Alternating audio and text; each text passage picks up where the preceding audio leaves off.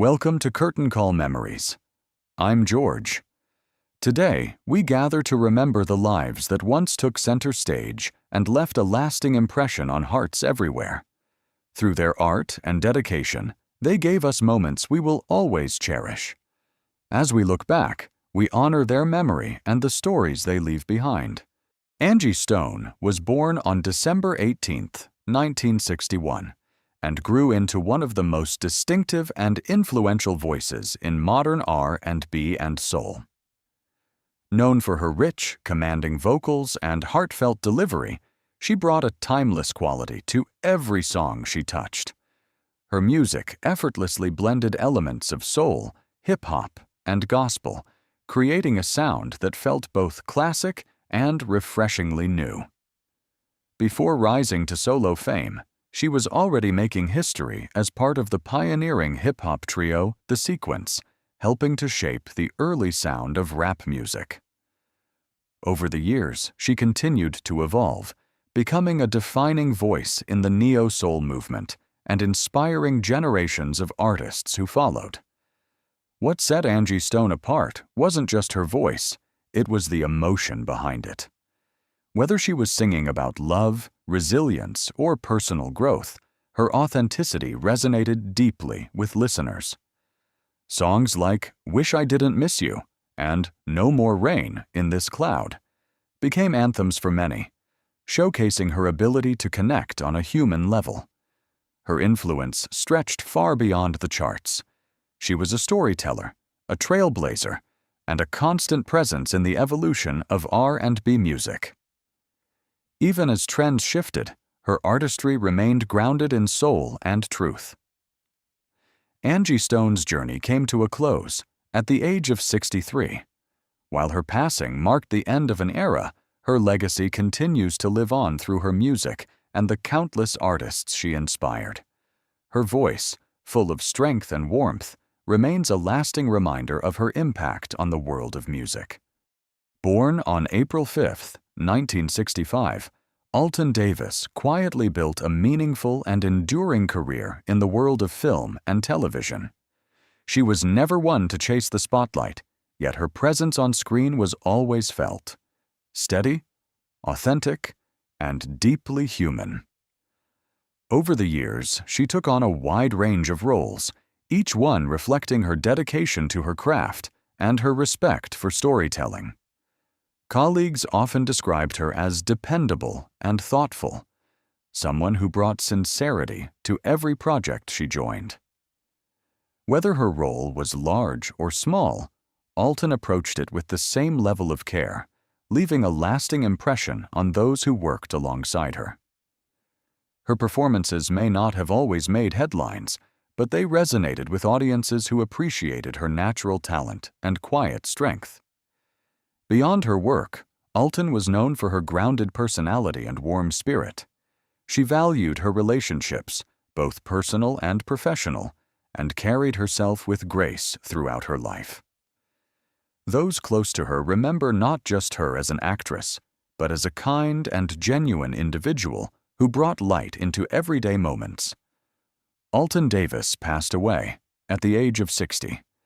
Her legacy lives on through the body of work she leaves behind, roles that spoke softly but meaningfully, much like the woman herself.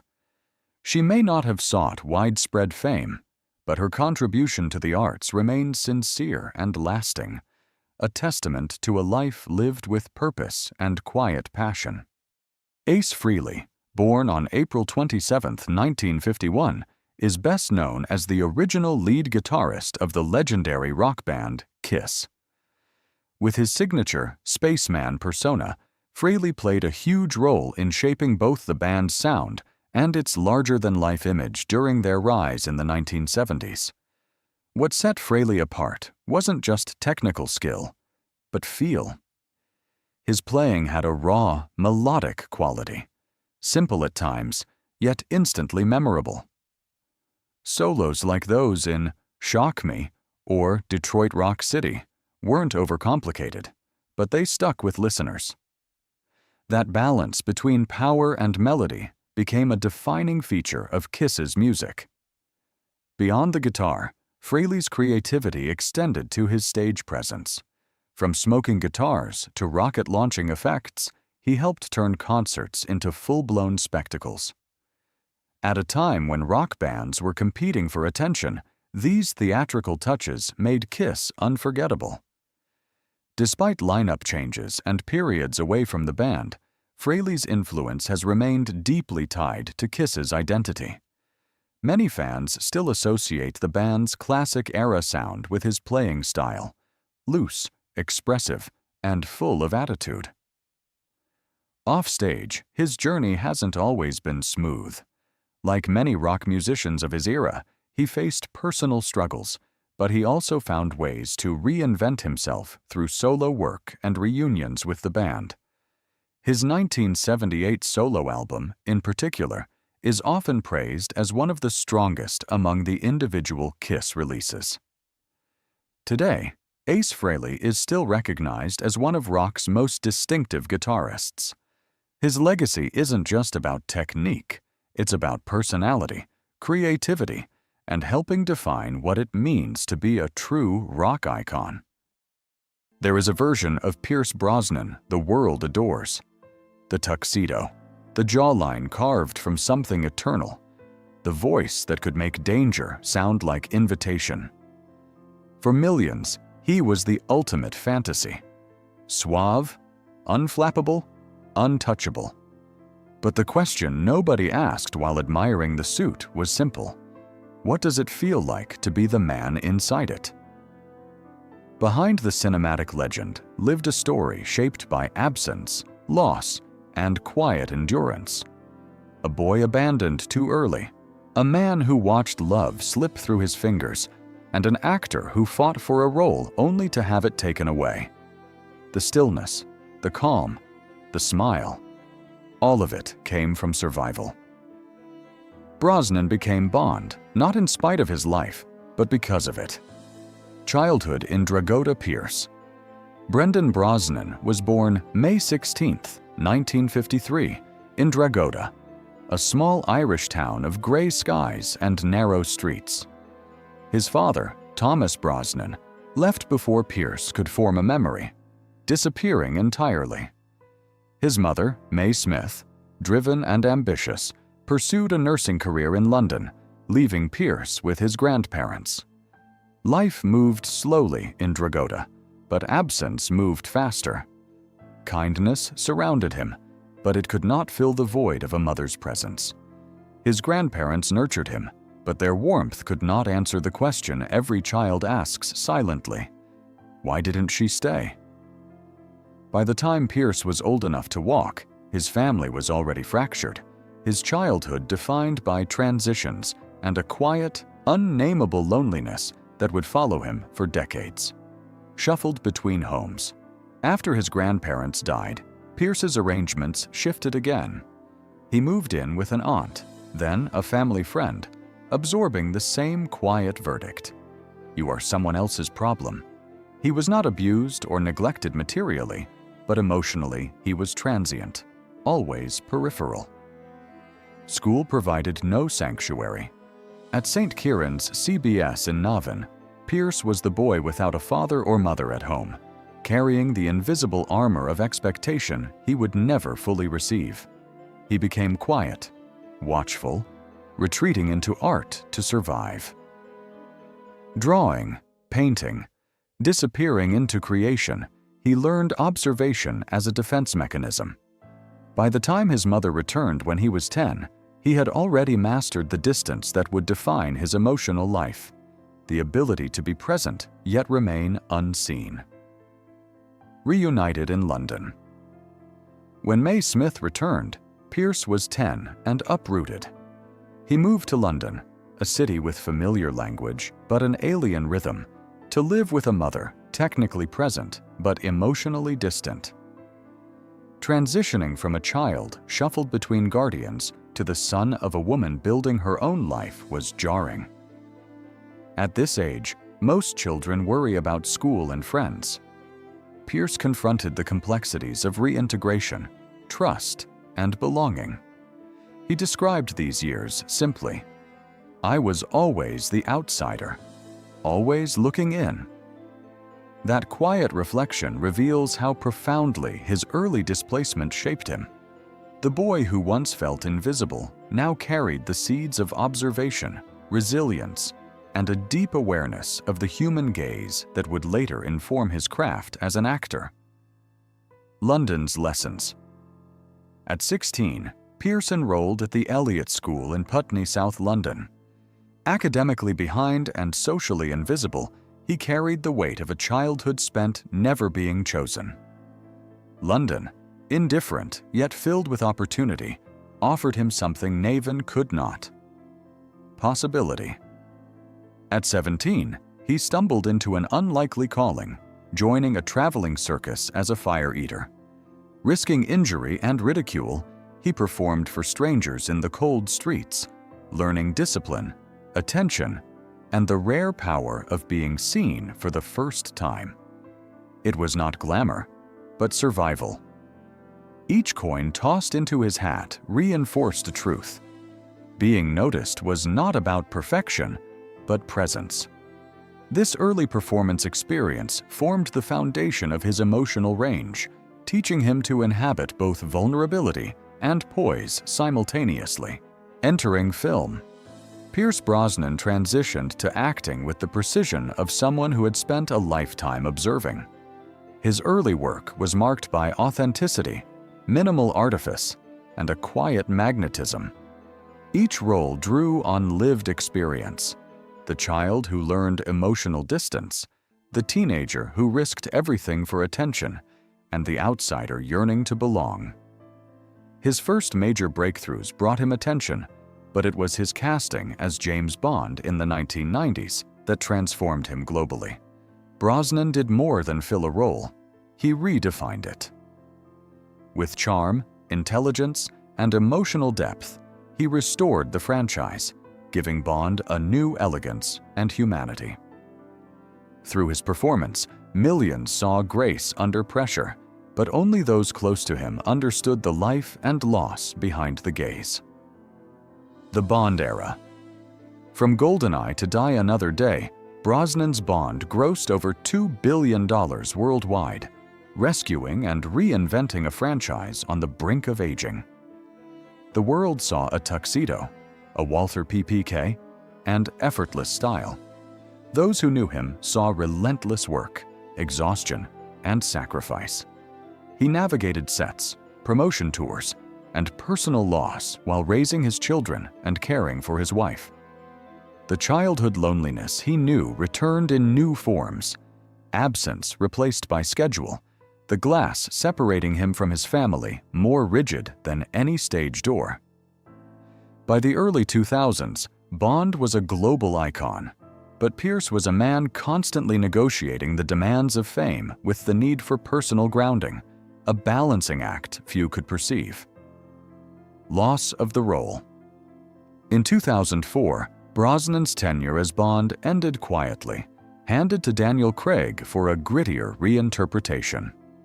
At 51, he lost a role he had earned frame by frame across 4 films.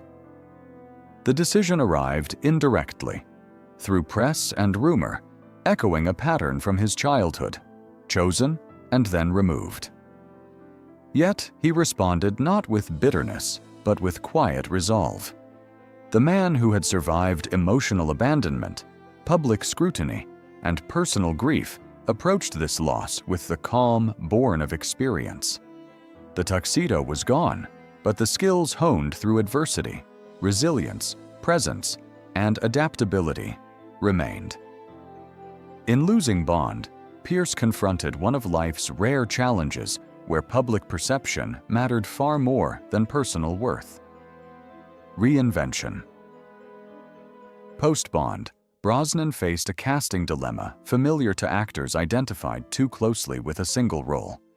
He could have retreated into comfort, but he chose reinvention. The Matador in 2005 showcased vulnerability, strangeness, and humor, a role distant from Bond yet deeply revealing. Critics took notice. He earned a Golden Globe nomination. Mamma Mia in 2008, further demonstrated willingness to embrace imperfection and joy. Brosnan's post-Bond career is defined not by franchise or expectations, but by deliberate choice to engage deeply with work that excites, challenges, and allows authenticity. His decisions illustrate a rare actor's courage to be seen fully, rather than through the lens of prior success or public image. Painting and private life. Beyond film, Pierce sustained a lifelong relationship with painting. From early sketches in Navon to international exhibitions, art became a private sanctuary. Painting offers control and quiet, a world without camera angles or audience judgment. His work, often emotionally raw, has supported ovarian cancer research, channeling personal loss into purpose. Painting is more than a hobby. It is discipline and refuge. Through it, Brosnan reconciles early loneliness and adult responsibilities. It represents the rare space where the man behind Bond is wholly himself, present, reflective, and unobserved. Art became a metaphorical home he never had as a child, a place where permanence and ownership are possible. Advocacy and identity. In recent years, Brosnan has spoken candidly about Irish identity, environmentalism, and the connection to his childhood landscapes. He supports causes quietly but persistently, demonstrating sustained commitment rather than performative gestures. He channels loss, particularly the deaths of Cassandra and Charlotte, into philanthropy, finding meaning in giving. His dedication reflects an underlying philosophy: survival alone is insufficient. One's purpose expands through impact on others.